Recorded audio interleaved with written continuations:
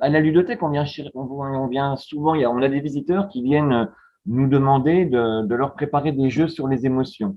Alors, quand on leur demande un peu à quoi ils pensent comme support d'animation, on a souvent des noms de jeux ou de livres comme Le Monstre des couleurs, comme Feelings, comme les émoticartes. Tout ça, c'est impeccable, mais ça nous pose un problème, c'est que rapidement, on se trouve à court de ce genre de support. Parce qu'en ce moment, il y a une grosse demande sur les émotions. Alors, on pourrait dire, c'est pas un problème. On peut en acheter plusieurs exemplaires.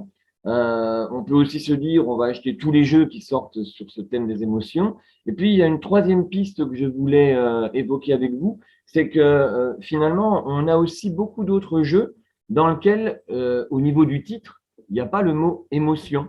Et pour autant, ça ne veut pas dire que ce ne sont pas des bons supports pour travailler sur les émotions parce que l'expérience aidant, on s'est rendu compte qu'avec beaucoup de jeux, même si c'est pas des jeux qui ont été pensés pour faire parler des émotions, faire sortir des émotions, bah, le propre du jeu, c'est de vivre des émotions. Parce qu'un jeu qui ne susciterait aucune émotion, bah, rapidement, je crois que ça serait pas vraiment un jeu. D'ailleurs, en passant, il y a quelquefois des jeux qui parlent d'émotions, qui sont tout sauf des jeux, quoi, parce qu'on a tellement pensé au thème de l'émotion qu'on s'est peut-être un peu coupé du plaisir de vivre des interrelations faites justement d'émotions. On est un petit peu trop dans le deuxième étage de la maison où on est en train de mentaliser, de mettre des choses cognitives sur les jeux, sur les émotions, et on est peut-être un petit peu moins dans la qualité première du jeu que j'appellerais ludique, c'est-à-dire le jeu qui est là pour susciter une richesse, un chatoiement au niveau des interrelations.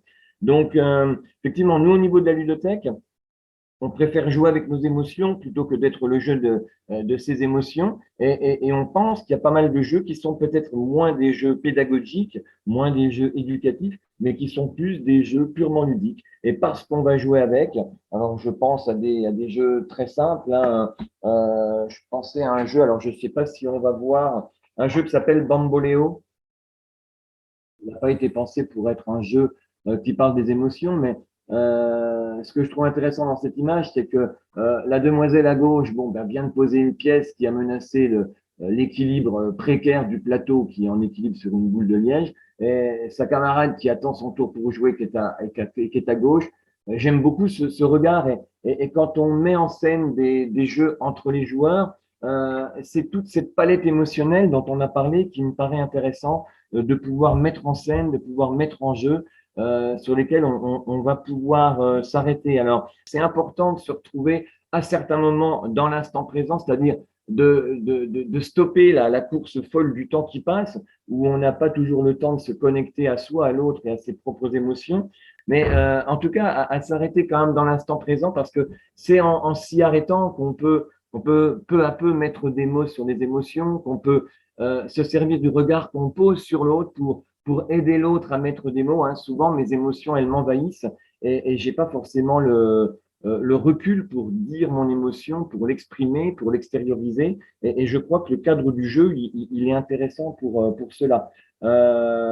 C'est intéressant au niveau du jeu, le temps final du jeu, quel que soit le jeu qu'on a pu faire, lorsqu'on a terminé le jeu, ce que l'on peut en dire. Et ça rejoint un petit peu l'histogramme dont tu parlais. Il y a eu une palette d'émotions, et même si ce n'était pas un match de football entre la France et la Belgique, ben, tout au long du jeu, on passe par des phases où il y a vraiment des ascenseurs émotionnels. Et c'est beau de pouvoir se redire, oh tiens, tu as gagné, certes, mais à un moment donné, tu as quand même frisé la catastrophe. Et à ce moment-là, te rappelles-tu dans quel état tu étais? Ça permet des fois de relativiser l'émotion débordante du gagnant qui a peut-être tendance à recouvrir l'émotion plus difficile à supporter du perdant. Et je trouve que par ce jeu d'émotions, d'ascenseur et puis de lignes d'émotions, de lignes évolutives d'émotions, eh ben, on a des belles relectures qui nous permettent d'avancer.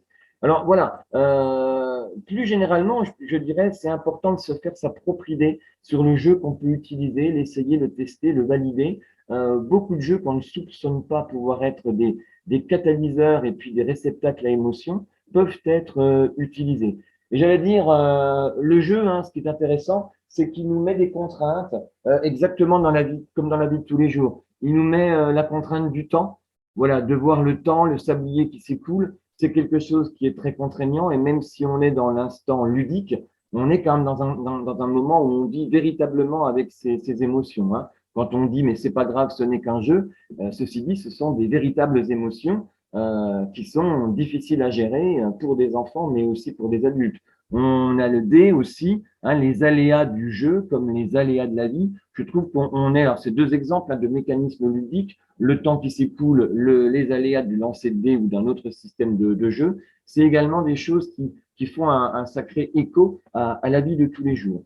Et j'allais dire, après, nous, dans la pratique que j'ai en tant qu'accompagnateur de famille, je dis aussi, on n'est pas toujours obligé d'avoir un jeu ou un livre parlant des émotions ou ne parlant pas des émotions pour travailler les émotions au quotidien. J'ai ramené un objet qui est fabuleux, qui permet d'échanger au niveau familial, le carnet de liaison. Hein, c'est souvent un objet terrible parce qu'on a des mots quand il se passe quelque chose de négatif. Alors, est-ce qu'on peut faire de ce carnet de liaison quelque chose de beau dans le dialogue entre le parent et l'enfant et l'équipe éducative?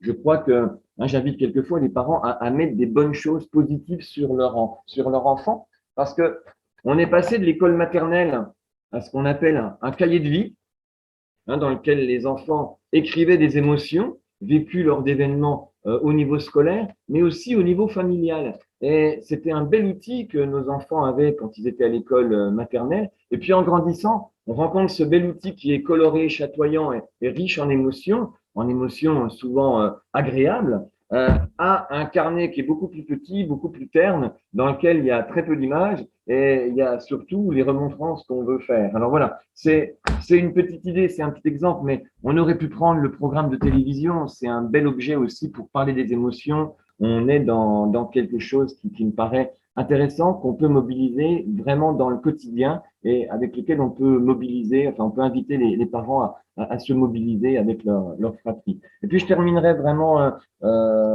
sur tout ce qui était un peu augmentation de la qualité relationnelle entre les individus dès lors qu'on était un peu dans cette capacité à aller mettre des mots, à aller recueillir nos émotions et les émotions des autres. Si on prend la définition de l'OMS, hein, l'Organisation mondiale de la santé, cette organisation parle de compétences psychosociales comme étant un point important pour vivre en bonne santé et pour vivre d'une manière adaptée. Hein, les compétences psychosociales pour l'OMS, c'est la capacité d'une personne à répondre avec efficacité aux exigences, aux épreuves de la vie quotidienne. Et puis, ils en présentent 10, hein, dans laquelle il y a savoir gérer son stress, ses émotions, mais aussi avoir conscience de soi, avoir de l'empathie pour les autres, savoir communiquer, être habile dans ses relations interpersonnelles, avoir une pensée créatrice, une pensée critique, savoir résoudre les problèmes, prendre des décisions.